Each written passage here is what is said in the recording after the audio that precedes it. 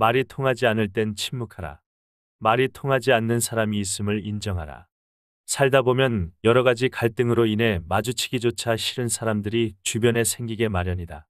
이런 경우 서로가 마음을 열고 대화를 해야 한다고 말하지만 아무리 얘기를 나눠도 매듭이 풀리지 않거나 대화 자체가 이루어질 수 없는 경우가 발생한다.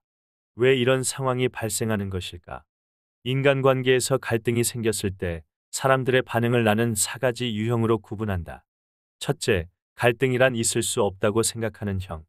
문제 자체를 없었던 것으로 하자고 하면서 좋은 게 좋은 거 아니냐는 식으로 덮어버리려고 한다. 대부분의 문제를 사소하다고 여기고 보다 더 큰 명분, 이를테면 화합, 사랑, 애국 같은 명제 밑에 모이라고 한다. 싸운 학생들을 억지로 악수하게 하는 선생도 이 경우에 속한다. 부모는 자식들 간의 갈등을 주로 이런 식으로 해결하려고 한다. 표면적으로는 갈등을 제거한 듯 보이지만 안에서는 계속 골마간다. 둘째, 문제의 본질과는 상관없는 권위나 지위에 의존하는 형. 문제를 일으킨 사람이 윗사람일 경우 주로 나이가 몇 살이냐, 어떻게 대들 수 있느냐, 는 식으로 말한다. 아랫사람이 잘못을 저질러 윗사람에게 야단을 맞았을 때 어떻게 그렇게 비인간적으로 야단칠 수 있느냐, 는 식으로 윗사람을 오히려 비난하는 경우 역시 이 부류에 속한다.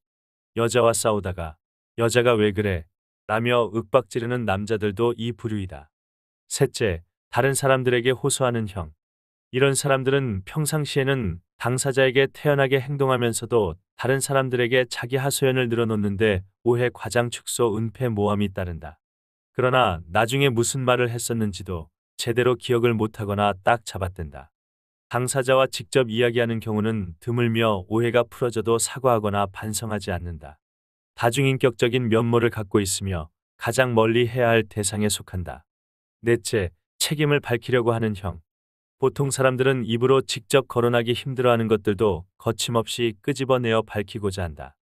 연장자들을 당황하게 만들며 상대방에게 서운함 혹은 괘씸함을 안겨주기도 한다. 자기 주관에 따른 이분법적 사고가 강하다.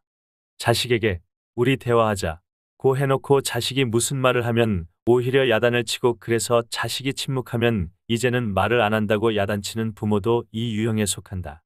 이러한 유형들은 누구에게나 조금씩 섞여 있으나 갈등이 발생하게 되면 어느 한 유형이 집중적으로 표출된다. 갈등에 대한 유형들이 서로 다를 경우 어느 한쪽이 백기를 들어야 화해가 이루어지지만 표면적인 것에 불과하다. 누군가와 갈등이 있다면 자신과 상대방의 논리 유형을 파악하라. 서로 다른 유형이라면 차라리 더 이상 만나지 말거나 그것이 어려우면 침묵하는 것이 서로를 위해 좋다. 당신에게는 당연한 말이 상대에게는 전혀 그렇지 않기 때문이다. 말이 통하지 않는 사람이 있음을 인정하며 살자는 말이다.